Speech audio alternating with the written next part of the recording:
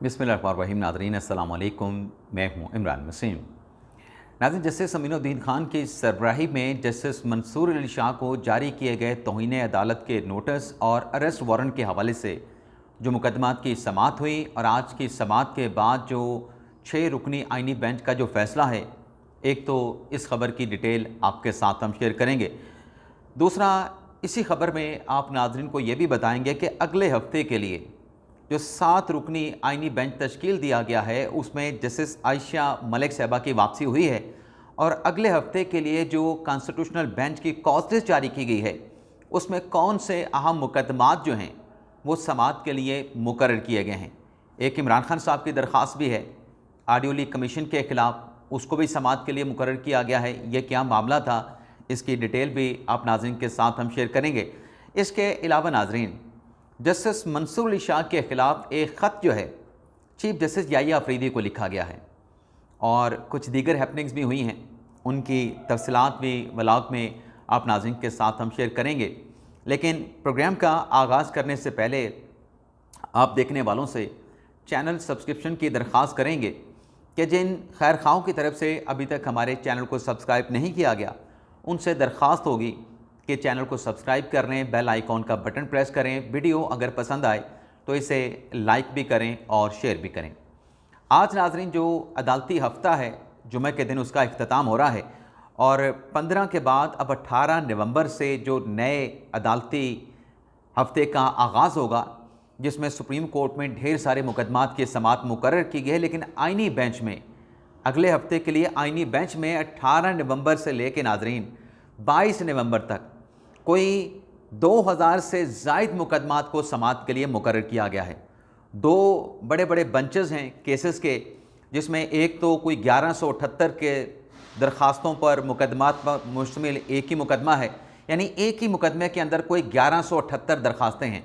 इसी तरीके से एक और मुकदमा है जो 19 नवंबर को ज़ेर समाअत आएगा आइनी बेंच के सामने, उसमें कोई पौने 700 के करीब जो दरख्वास्तें हैं उन्हें समाअत के लिए मुकर्रर किया गया। लेकिन मजमूई तौर पे 18 नवंबर से लेकर 22 नवंबर तक जो 7 रुकनी आइनी बेंच है,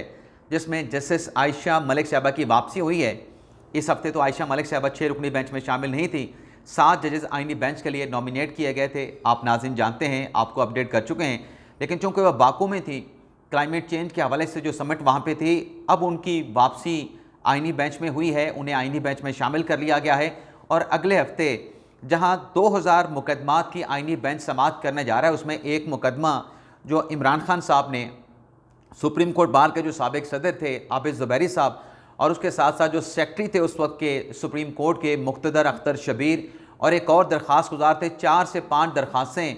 जो हुकूमत की जानिब से एक ऑडियो लीक कमीशन तश्कील दिया गया था, जिसको ये टास्क सौंपा गया था कि मुख्तलिफ जो ऑडियो लीक्स हैं, जिसमें इमरान खान साहब की साइफ़र के हवाले से कुछ ऑडियोज़ थी, जिसमें आबिद ज़ुबैरी साहब की अपनी ऑडियो थी, जिसमें जस्टिस मज़ाहिर नकवी की जो है वो ऑडियो लीक थी, जिसमें साबिक चीफ जस्टिस उमर ता बंदियाल की जो खुश दामन हैं उनकी ऑडियो थी। तो ये जो दरख्वास्तें ऑडियो लीक कमीशन, जिसने बाज़ाब्ता तौर पे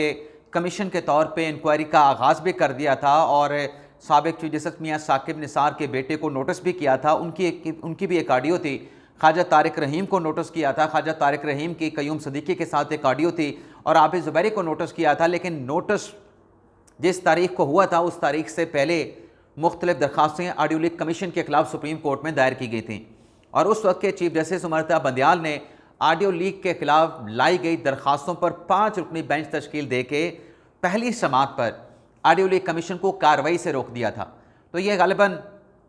2023 का मामला है, अप्रैल 2023 का या मई 2023 का, और पिछले साल से लेकर यानी 1.5 साल तक ये दरख्वास्तें हुक्म इम्तना जारी होने के बाद, कमीशन को कार्रवाई से रोकने के बाद दोबारा समाअत के लिए फ़िक्स नहीं हुई थी। अब ये दोबारा दरख्वास्तें समाअत के लिए फ़िक्स कर दी गई हैं। कमीशन जो है वो आप यूँ कह सकते हैं कि गैर फंक्शनल हो चुका है। काजी फ़ैसल साहब रिटायर्ड हो चुके हैं। हुकूमत की तरजीहात में इन ऑडियो लीक की इंक्वायरी है, इंक्वायरी नहीं है। तो 21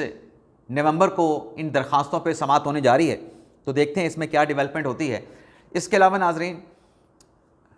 मुराद अली शाह वज़ीर आला सिंध, उनके डिस्क्वालिफिकेशन के हवाले से बड़ा अहम मुकदमा है, उसे समाअत के लिए मुकर्रर किया गया है। आर्टिकल 59 उसके ख़िलाफ़ एक दरख्वास्त है,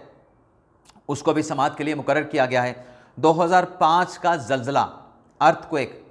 उस मुकदमे को भी समाअत के लिए मुकर्रर कर दिया गया है। खैबर पख्तूनख्वा में सरकारी स्कूलों की हालत ज़ार, उस मुकदमे को भी समाअत के लिए मुकर्रर कर दिया गया है। और इसके अलावा ढेर सारे अहम मुकदमात, यानी इस हफ्ते भी अहम मुकदमात थे, लेकिन अगले हफ्ते इससे ज़्यादा अहम मुकदमात जो है उन्हें समाअत के लिए जो है वो मुकर्रर किया गया है। तो देखते हैं अगले हफ्ते क्या डेवलपमेंट होती है। और अब नाज़रीन आ जाते हैं जो आज आइनी बेंच में मुकदमात की समाअत हुई है। पहले नाज़रीन 3 मुकदमात बड़े अहम थे। पहले 2 मुकदमात में एक तो ये था कि जो लूटी हुई रकम है उसकी रिकवरी की जाए, और दूसरा मुकदमा था कि जो पाकिस्तान के शहरी जिनके फ़ॉरेन अकाउंट्स हैं, बैरून मुल्क अकाउंट्स हैं, लेकिन उन्होंने ज़ाहिर नहीं कर रखे, इनके ख़िलाफ़ जो है वो कार्रवाई की जाए। इन दोनों मुकदमात में नाज़रीन आज जो आइनी बेंच ने समाअत की है, FBI के वकील पेश हुए, FIA के वकील पेश हुए, और अदालत से ये कहा गया कि जो इनकम टैक्स कानून है उसमें तरमीम कर दी गई है, और तरमीम के बाद जो प्रोग्रेस होती है, जो कानूनी रास्ता है वो अडॉप्ट किया जा रहा है। और अदालत में ये भी कहा गया बेंच के अरकान की तरफ से कि हमें डिटेल दी जाएँ कि आपने अब तक इस हवाले से क्या पेशरफ्त की है। जो अदालत ने अहकामात जारी किए थे, आखिरी मरतबा जब ये मुकदमा सालों पहले मुकदमात की समाअत के लिए मुकर्रर हुआ था, तो उसमें सुप्रीम कोर्ट ने डायरेक्शन जारी की थी FIA को, SCCP को, FBI को और इंटेलिजेंस एजेंसी को कि वो तमाम मालूमात जो हैं वो इदारों के साथ शेयर करें। जब अदालत ने ये रिमार्क्स दिए कि इंटेलिजेंस एजेंसियों को भी टास्क दिया गया था, तो FBI के वकील ने कहा कि इस मामले के साथ FIA का ताल्लुक तो है, FBI का ताल्लुक है, SCCP का ताल्लुक है, लेकिन एजेंसियों का इस मामले के साथ कोई ताल्लुक नहीं बनता है। जिस पर जस्टिस मोहम्मद अली मज़हर ने कहा कि अगर इस केस को कंक्लूड करना है तो कोई रिपोर्ट अदालत में लेके तो आए कि आपने प्रोग्रेस क्या की है। तो इस पे जो वकील थे FBI के, उनकी तरफ से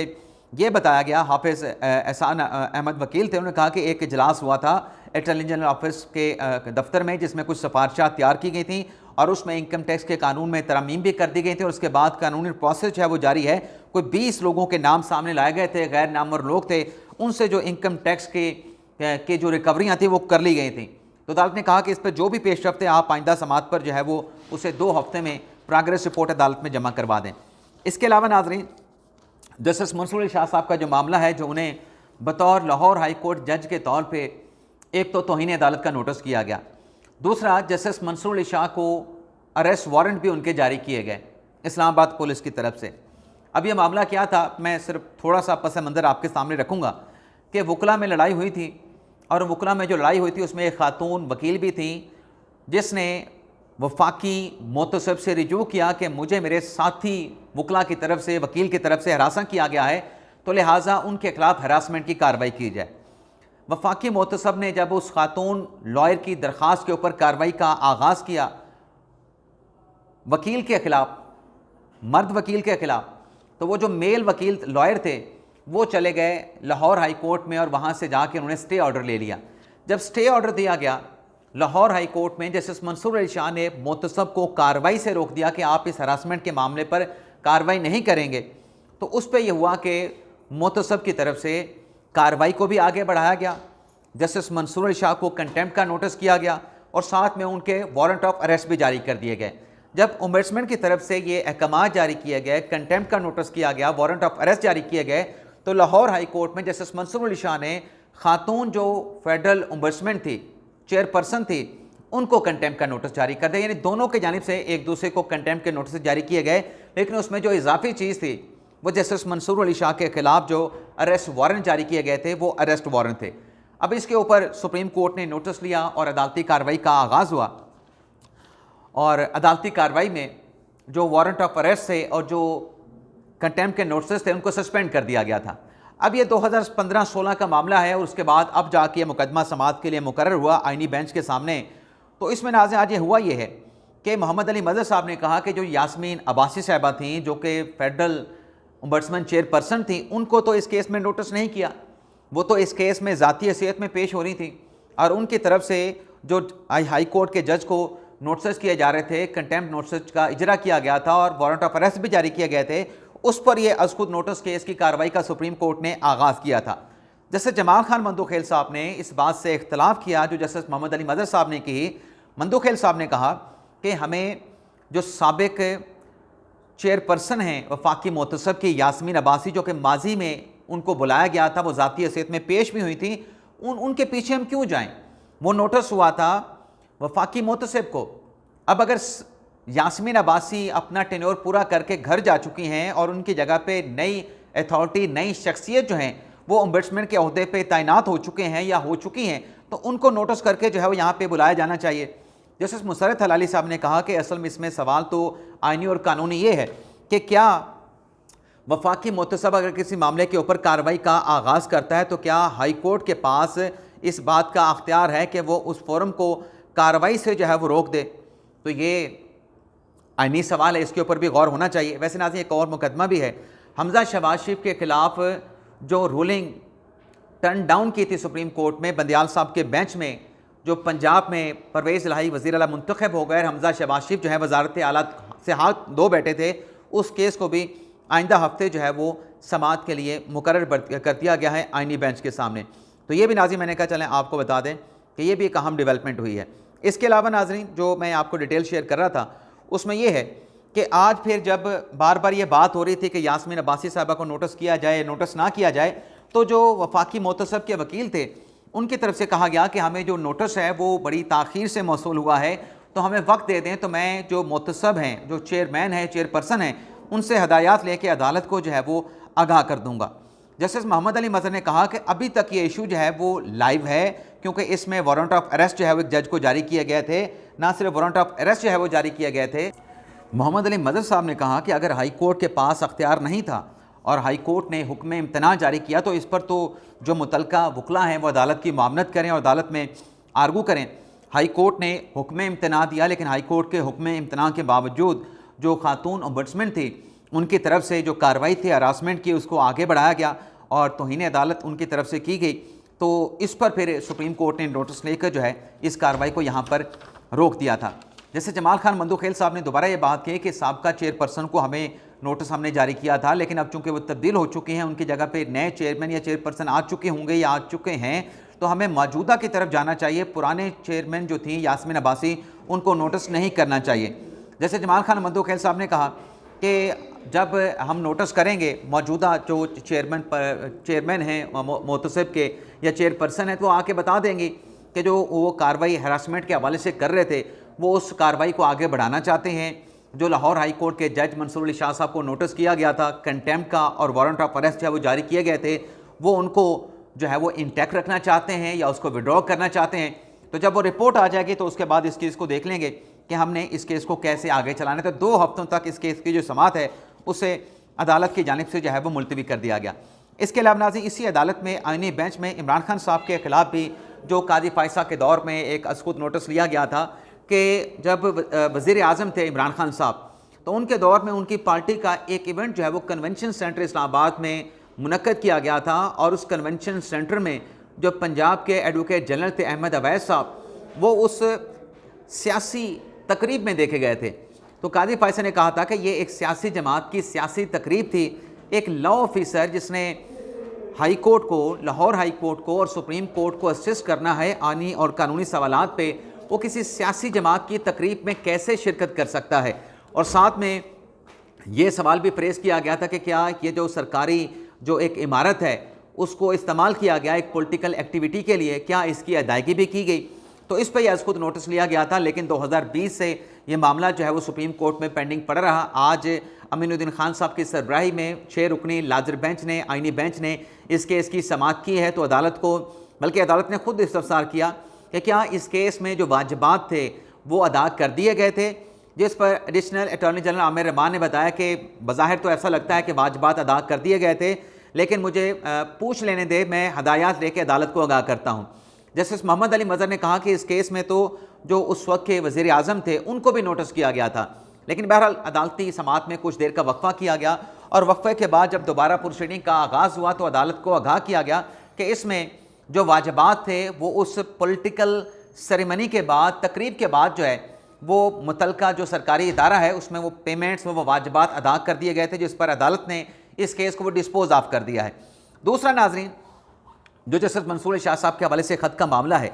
वो नाजरीन एक केस है नेशनल लॉजिस्टिक्स सेल का, जिसकी अपीलें जो हैं कोई ढेर सारी अपीलें थीं 50 के करीब जो कि जस्टिस मंसूर अली शाह साहब के बेंच में लगी हुई थी। मंसूर अली शाह साहब के बेंच में उनके साथ अकील बासित साहब थे और रिपोर्ट ये किया गया है असद मलिक की तरफ से कि उसमें जो NCL NLC national logistics cell के जो वकील थे उन्होंने ये कहा कि इसमें आईनी इंटरप्रिटेशन का ये मामला है तो आप इसको आईनी बेंच की तरफ भिजवा दें। लेकिन जस्टिस मंसूर अली शाह साहब की सरबराही में 2 रुकनी बेंच ने 4 नवंबर को इस केस की समाअत की और मामला जो है वो आईनी बेंच को भिजवाने की जो दरख्वास्त थी, जो एतराज़ था, उसको मुस्तरद कर दिया और इस केस के ऊपर फैसला महफूज कर लिया। अब इस मामले के ऊपर जो क्वार्टर जनरल हैं, इस इदारे के जो मुतल्लिका अफसर हैं, असद मलिक साहब ने रिपोर्ट किया है कि उन्होंने चीफ जस्टिस याहिया अफरीदी साहब को लेटर लिखा है कि यह आईनी इंटरप्रिटेशन का मामला था, आईनी बेंच में सुना जाना था, लेकिन हमारे एतराज़ को जो है मंसूर अली शाह साहब ने मुस्तरद करके फैसला महफूज कर लिया है। इस मामले को देखें, इसका जायज़ा लें। तो ये था नाज़रीन आज का हमारा व्लॉग। आपसे इजाज़त चाहते हैं। अल्लाह ताला हम सबका हमें नासिर और अपनी दुआ में याद रखिएगा। अल्लाह हाफ़िज़।